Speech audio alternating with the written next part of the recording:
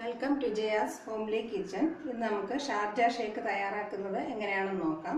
ഇതിന് വേണ്ട ഇൻഗ്രീഡിയൻസ്: ഞാനിവിടെ ഒരു പാക്കറ്റ് നന്നായിട്ട് ഫ്രീസ് ചെയ്തിട്ടുള്ള പാസ്ചറൈസ് ചെയ്ത കവർ പാല് ചെറിയ പീസായിട്ട് കവറോട് വെച്ച് തന്നെ പൊട്ടിച്ച് ചെറിയ പീസായിട്ട് എടുത്ത് വെച്ചിട്ടുണ്ട്. ഇത് ഏകദേശം കൃത്യം ഒരു പാക്കറ്റ് തന്നെ എടുത്തിട്ടുണ്ട്.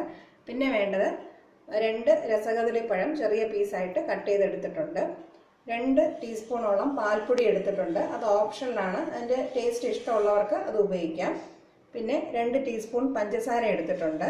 പിന്നെ വേണ്ടത് ഏതെങ്കിലും നട്ട്സ് ആണ്. ഞാനിവിടെ കാഷ്യൂ നട്ടാണ് ഉപയോഗിക്കുന്നത്. പീനട്ട്സ് വേണമെങ്കിലും ഉപയോഗിക്കാം. ഉപ്പില്ലാത്ത തൊലി കളഞ്ഞ പീനട്ട്സ് വേണം ഇതിനു വേണ്ടി ഉപയോഗിക്കാനായിട്ട്. നട്ട്സിന് പ്രത്യേക അളവൊന്നുമില്ല, ഓരോരുത്തരുടെ ഇഷ്ടം പോലെ അളവ് ഉപയോഗിക്കാം. പിന്നെ വേണ്ടത് ബൂസ്റ്റാണ്. ബൂസ്റ്റിന് പകരം ഹോർലിക്സ് വേണമെങ്കിലും ഉപയോഗിക്കാം.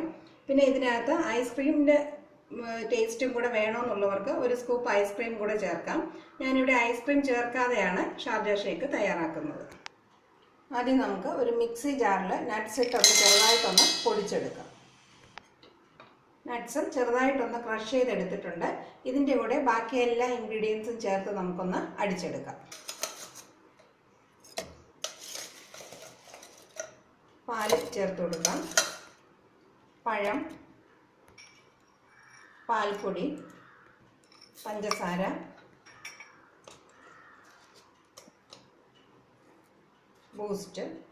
ബൂസ്റ്റും ഓരോരുത്തരുടെ ഇഷ്ടമുള്ള അളവ് ചേർക്കാം. നന്നായിട്ട് ചോക്ലേറ്റ് ഫ്ലേവർ വേണമെന്നുള്ളവർക്ക് കുറച്ച് കൂടുതൽ ചേർക്കാം, അല്ലാത്തവർക്ക് കുറച്ചും ചേർക്കാം.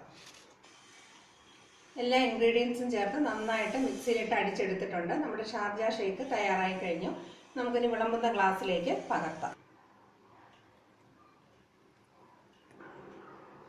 വളരെ എളുപ്പത്തിൽ നമുക്ക് തയ്യാറാക്കാവുന്ന, വേനൽക്കാലത്ത് കുട്ടികൾക്ക് വേണ്ടി തയ്യാറാക്കി കൊടുക്കാവുന്ന നല്ലൊരു ഡ്രിങ്കാണ്. ഇതെല്ലാവരും തീർച്ചയായിട്ടും വീട്ടിൽ പരീക്ഷിക്കുക. ഈ റെസിപ്പിയെക്കുറിച്ചുള്ള കമൻസും എനിക്ക് തീർച്ചയായിട്ടും അറിയിക്കുക. എൻ്റെ ചാനൽ സബ്സ്ക്രൈബ് ചെയ്യാനും മറക്കാതിരിക്കുക. Thank you for watching my video.